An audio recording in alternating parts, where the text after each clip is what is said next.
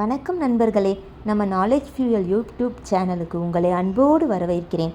இன்று நம்ம பார்க்க போகிற புத்தகம் என்னென்னா the psychology of money. Morgan Housel எழுதிய உலக புகழ்பெற்ற புத்தகம். இந்த புத்தகம் பணம் சம்பாதிக்க ஃபார்முலா சொல்லாது, ஆனால் பணம் நம்ம மனசை எப்படி கண்ட்ரோல் பண்ணுது, நாம் பணத்தை எப்படி தவறாக நினைக்கிறோம் அப்படிங்கிற உண்மையை தெளிவாக சொல்கிற புத்தகம்.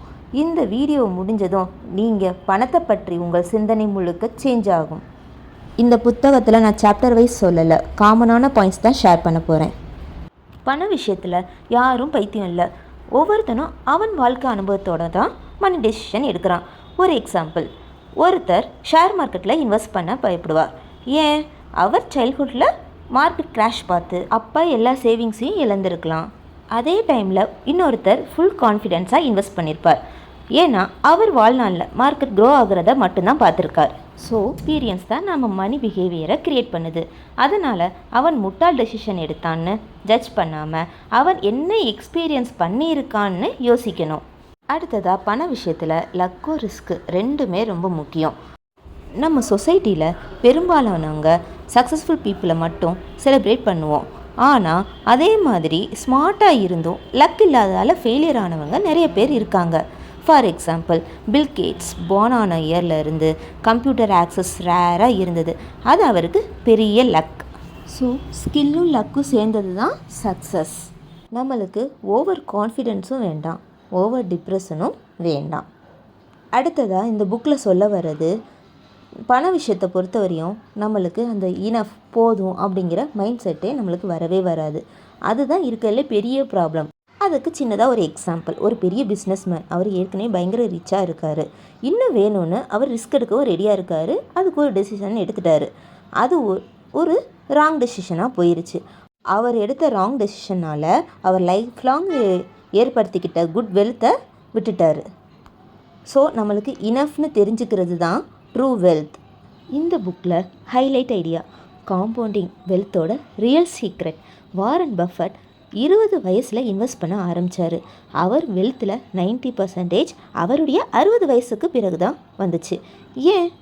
Time plus patience plus compounding. அவர் சின்னதாக ஸ்மால் அமௌண்ட்டாக இன்வெஸ்ட் பண்ண ஒரு விஷயந்தான் அவருக்கு ஒரு மிராக்கிளையே நடக்க வச்சிச்சு. ஸோ ஸ்பீட் இம்பார்ட்டண்ட் இல்லை, கன்சிஸ்டன்சி தான் இம்பார்ட்டண்ட். அடுத்ததாக, பணம் நம்மளுக்கு எதுக்காக யூஸ் பண்ணுவோம்? பணம் இருந்தால் நம்ம என்ன பண்ணுவோம்?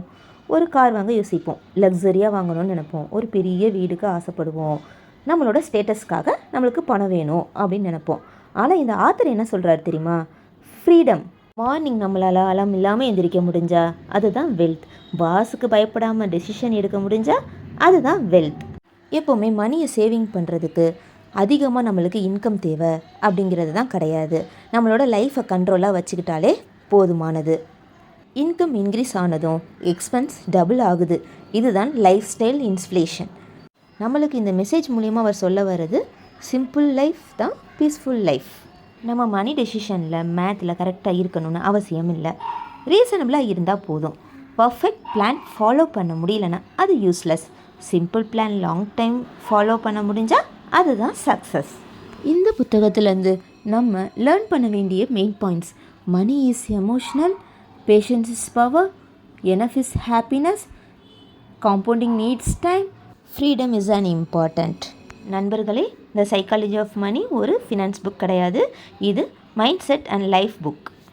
இந்த புக்கில் சொன்ன ஒவ்வொரு ஐடியாவும் நம்ம வாழ்க்கையில் அப்ளை பண்ணால் ஃபினான்ஷியல் ஸ்ட்ரெஸ் ஹாஃப் ஆகும்.